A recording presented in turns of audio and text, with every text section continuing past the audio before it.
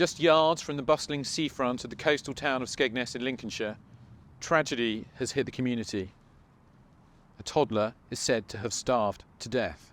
Bronson Battersby was at home when his dad Kenneth reportedly dropped dead from a heart attack, families say. Then, with no one to check on the tot, Bronson too slipped away, alone and scared, in the dark.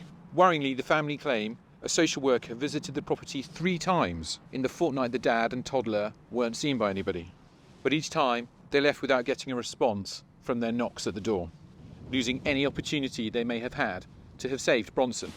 Loved ones are now demanding a full investigation into how innocent Bronson could have been let down so cruelly.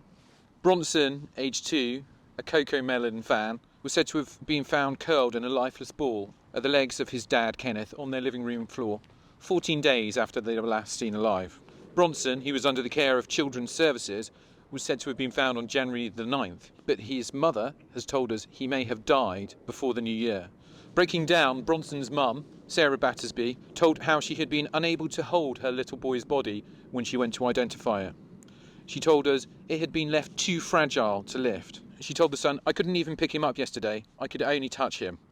He had been left there too long. I couldn't even pick him up because his body was too fragile." Bronson, who was known by locals for adoring pink wafers, was last seen alive on Boxing Day when a neighbour knocked at the door to check on the pair. Apparently Bronson waved at her. The last sign of the pair being alive at all was the following day on December the 27th. Kenneth messaged a neighbour saying, "Thanks so much for caring. It means the world to me and to Bronson." A social worker is said to have visited the property on December the 29th and on at least 2 other occasions. It is claimed on each of those occasions she knocked at the door and left without getting an answer. The bodies are said to have been discovered by a social worker who gained access to the rented property on January the 9th after contacting the landlord for a key.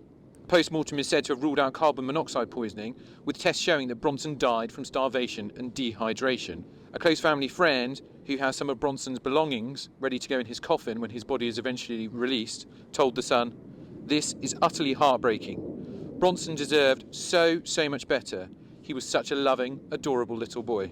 Lincolnshire police say that they've ruled out any suspicious circumstances and the file has been passed to the coroner to investigate.